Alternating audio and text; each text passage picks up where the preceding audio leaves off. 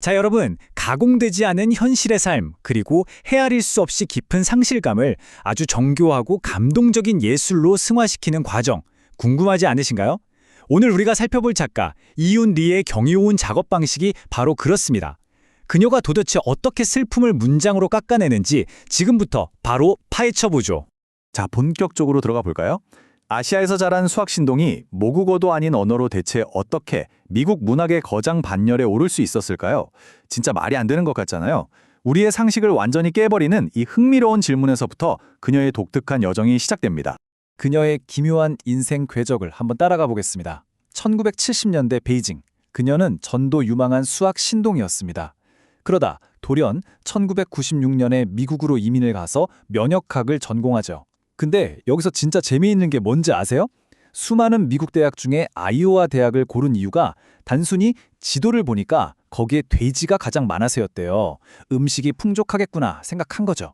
정말 엉뚱하고 직관적이죠. 그러다 연구실에서 시간을 보내던 2000년대에 들어서야 그녀는 과학자의 길을 쿨하게 포기하고 작가로서의 삶으로 방향을 완전히 틀어버립니다. 1장. 캐릭터는 창조하는 것이 아니라 발견하는 것이다. 그녀의 독특한 철학을 한번 들여다보죠. 이윤 리는요, 캐릭터를 무에서 유로 짠 하고 창조해낸다고 생각하지 않아요. 캐릭터들은 이미 이 세상 어딘가 허공을 둥둥 떠다니며 각자의 삶을 살고 있다고 믿는 거죠. 그러니까 작가의 역할은 뭐냐? 그저 그들과 우연히 마주쳐서 발견해내는 겁니다. 거리를 스쳐 지나가는 누군가의 강렬한 주황색 블라우스, 아니면 찰나의 분위기, 이런 아주 사소한 것들이 상상 속 인물들을 현실의 땅에 단단하게 묶어두는 연줄이 되어준다는 거예요. 이런 찰나의 순간들을 제대로 포착하기 위해서 그녀는 꽤나 엄격한 과정을 거칩니다. 하루에도 머릿속을 스쳐가는 수천 가지 생각들을 무조건 노트에 적어두죠. 근데 그게 바로 소설이 되느냐? 절대 아닙니다. 그녀는 자신의 아이디어에 대해 소위 건강한 불신을 가지고 무려 6개월을 기다립니다. 반년이 지나고 나서도 그 아이디어가 여전히 흥미롭다? 그때서야 표면 아래 더 깊은 층위를 파고들기 시작하는 거예요. 노트에 적힌 그 수많은 단편적인 생각들 중에서 진짜 극소수만이 살아남아 하나의 이야기가 되는 아주 치열한 여과 과정인 셈이죠. 2장. 언어라는 필터. 왜 이 뛰어난 작가가 모국어를 두고 영어로 글을 쓰는지 살펴볼까요? 자, 여기서 정말 흥미로운 점은 바로 이 두 언어에 대한 그녀의 극단적인 인식 차이입니다. 중국에서 태어나 20대 중반까지 살았던 이 천재 작가가 대체 왜 모국어를 포기했을까요? 이윤 리는 10대 시절에 군대에서 재능을 인정받아서 국가 선전용글을 억지로 써야만 했어요. 클리셰와 거짓말을 교묘하게 섞어서 대중을 감동시켜야 했던 그 강렬한 경험 때문에 언어가 얼마나 사람을 기만할 수 있는지 뼈저리게 느낀 거죠. 반면에 영어는 어땠을까요? 원어민 특유의 감정적 친밀감은 완전 제로지만 과거의 짐이나 선전의 역사가 없는 아주 순수하고 투명한 도구로 다가왔던 겁니다. 결과적으로 원어민이 아니라는 그 사실 자체가 글쓰기에 있어서는 그녀만의 가장 강력한 무기가 됐습니다. 우리 흔히 쓰는 일상적인 관용구나 상투적인 클리셰에 무의식적으로 기댈 수가 없잖아요. 그래서 그녀는 아주 평범한 단어 하나라도 무조건 사전에서 어원과 쓰임새를 일일이 찾아봅니다. 극도로 정밀하게 단어를 선택하는 거죠. 언어와 철저히 거리를 두는 이 집요함이 오히려 그녀 문체의 압도적인 우아함과 정확성을 만들어낸 겁니다. 3장. 뚜껑을 닫은 채로 살아가기. 인물들의 깊은 내면 속으로 들어가 보겠습니다. 이런 아주 정교한 언어로 그녀가 탐구하는 건 주로 인물들의 내면입니다. 작가 엘리자베스 보엔의 표현을 빌리자면 이걸 뚜껑을 닫은 채로 살아가는 상태라고 정의할 수 있는데요. 이윤 리 소설 속 인물들을 보면요, 거대한 비극이 휩쓸고 지나가도 막 밖으로 소리를 지르거나 물건을 집어 던지지 않아요. 겉으로 보이는 몸은 아주 고요하고 과묵하죠. 하지만 뚜껑이 꽉 닫힌 그들의 내면은 그야말로 소리 없는 폭풍이 휘몰아치는 절대적인 혼돈 그 자체입니다. 진짜 문학적 드라마는 밖이 아니라 바로 이 비좁고 복잡한 마음속에서 펼쳐진다는 거죠. 그럼 이런 숨막히는 내면의 깊이를 도대체 어떻게 포착해내느냐? 이윤 리는 일상 속에서 자기 마음이 작동하는 방식을 진짜 쉼없이 관찰해요.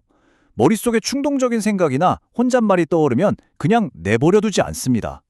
노트를 집어들기도 전에 이미 마음속에서 완벽하게 구조화된 문장으로 끊임없이 다듬고 수정하는 과정을 거쳐요.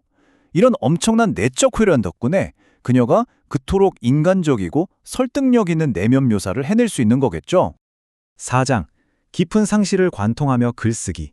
여기서 가장 중요한 핵심은 그녀가 어떻게 이 깊은 상실감을 견뎌냈는가 하는 점입니다. 그러니까 그녀의 창작은 단순한 문학적 기교의 문제가 아닙니다. 지난 14년 동안 그녀는 아버지, 눈에 넣어도 아프지 않은 아들, 그리고 가장 의지했던 문학적 멘토까지 연이어 떠나보내는 정말 감당하기 힘든 비극을 겪었어요. 그런데 이 압도적인 슬픔을 대하는 그녀의 태도가 참 깊은 울림을 줍니다. 그녀는 비통함, 즉 그리프라는 단어를 쓰는 걸 단호하게 거부해요. 왜냐고요? 어학적으로 이 단어의 뿌리가 무거운 짐을 뜻하거든요. 사랑하는 사람을 잃고 그 사람을 영원히 기억하고 싶은 마음을 결코 짐으로 여길 수는 없다는 거죠. 상투적인 단어에 갇히지 않으라는 그녀만의 서글프고 아름다운 저항입니다. 이런 깊은 상실 속에서 고통의 시간을 버텨내는 방식도 참 독특한데요. 이 5에서 10이라는 숫자가 뭘 의미할까요? 바로 그녀가 칠흑 같은 하루를 넘기기 위해 매일 동시에 읽어내려가는 책의 권수입니다. 상상이 가시나요? 사랑하는 사람을 잃으면 1분 1초가 지나가는 것 자체가 지옥 같은 심연이잖아요. 그래서 그녀는 책을 한 번에 30분씩 짧게 5권에서 10권을 계속 번갈아가며 읽습니다.